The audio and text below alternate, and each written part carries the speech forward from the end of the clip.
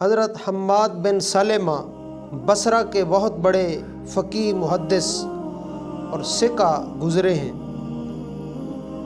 جس دوران آپ بصرہ میں بہت بڑے فقیہ تھے، درویشی اور قناعت میں بھی ید طولہ رکھتے تھے، بصرہ کا گورنر محمد بن سلیمان خلیفہ ہارون الرشید کا بہنوئی تھا۔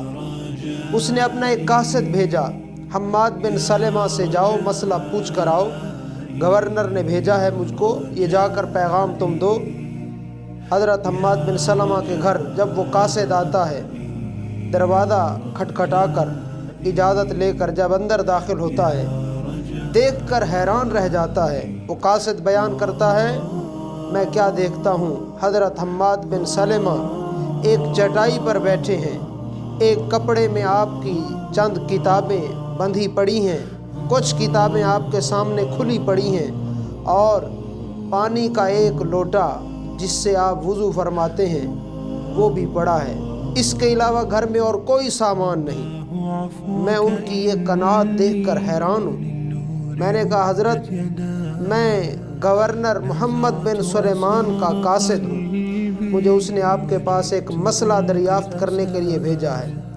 حضرت حماد بن سلمہ نے کیا جواب دیا؟ آپ نے فرمایا، جا کر گورنر سے کہہ دو، جن علماء کے پاس میں اٹھتا بیٹھتا رہا ہوں، میں نے نہیں دیکھا کہ وہ گورنروں یا وزراء کی مجلس میں جا کر، ان کے محلات اور درباروں میں جا کر انہوں نے مسئلے بیان کیے ہوں اور بادشاہوں کی تعریفات حاصل کی ہوں، بلکہ جب بھی میں نے دیکھا تو وقت کے خلفاء ان کے در پر آ کر مسئلے پوچھا کرتے تھے۔ گورنر کو اگر مسئلہ درپیش ہے، اس کو میرا پیغام دے دو، آئیں میرے گھر میں اور مجھ سے مسئلہ پوچھ لیں۔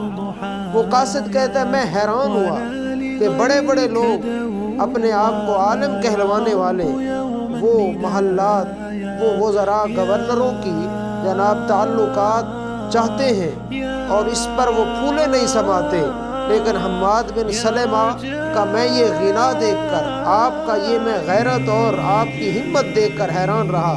میں نے خلیفہ کو پیغام دیا، میں نے گورنر کو پیغام دیا کہ حضرت حماد بن سلمہ کہتے ہیں میرے گھر پر آ کر مسئلہ پوچھو۔ گورنر محمد بن سلیمان کہتا ہے، میرے دل میں حضرت حماد بن سلمہ کے لیے عزت آ گئی اور میں ان کے گھر گیا۔ جب دروازہ کھٹکھٹایا، اندر سے حضرت حماد بن سلمہ نے فرمایا کہ آپ اکیلے ہی تشریف لائیں، اپنے قاصدین اور اپنے لشکر کو باہر ہی رکھیے، میرے گھر میں اکیلے ہی آئیے۔ میں جب اندر جاتا ہوں، اندر جا کر میں ان کے پاس بیٹھتا ہوں، محمد بن سلیمان بصرہ کا گورنر خلیفہ ہارون الرشید کا بہنوئی کہتا ہے کہ میرے جسم پر لرزہ اور کپکپی طاری ہو گئی، میرے اندر ہمت نہیں پڑ رہی تھی کہ میں ان سے کوئی گفتگو کروں۔ مجھے یوں معلوم ہوتا تھا کہ میں کوئی نوکر ہوں اور میں کسی بادشاہ کے سامنے کلام کر رہا ہوں۔ خود حماد بن سلمہ نے کہا، حضرت اپنا مسئلہ پیش کیجئے۔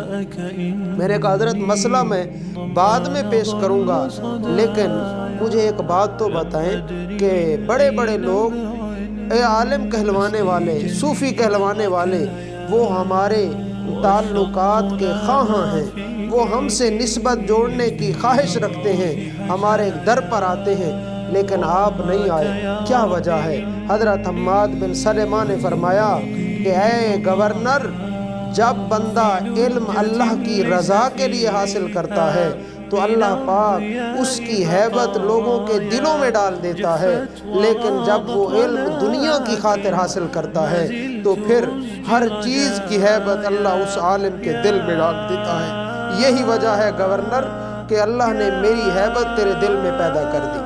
گورنر نے کہا، بالکل آپ نے ٹھیک کہا۔ گورنر نے اپنے مسئلہ پیش کیا۔ جب وہ مسئلہ پیش کر چکا، پھر اس نے آپ کو نذرانے کے لیے کچھ پیسے دیے۔ آپ نے جواب دیا مسئلے کا، اس نے پیسے جب ہدیہ دینا چاہا، آپ نے انکار کر دیا۔ وہ تو یہ سمجھا تھا شاید آپ فقیرانہ زندگی جو گزار رہے ہیں، پیسے کی حاجت ہوگی۔ آپ نے کہا، یہ میری طرف سے اپنی رعایا میں تقسیم کر دینا۔ وہ گورنر باہر نکلتا ہے اور اس کے دل میں حضرت حماد بن سلمہ کی عظمت بیٹھ جاتی ہے۔ میرے سامعین محترم، یہی وجہ ہے کہ وہ چٹائیوں پر بیٹھنے والے لوگ، وہ جناب مسجدوں میں اور مدارس میں بیٹھنے والے لوگ، وہ اصل میں زمانہ سابقہ کے اندر حاکموں پر کے دلوں پر بھی حکومت کرتے تھے۔ ان کی ہیبت حکماء کے اور حکمرانوں کے دل میں بھی ہوا کرتی تھی۔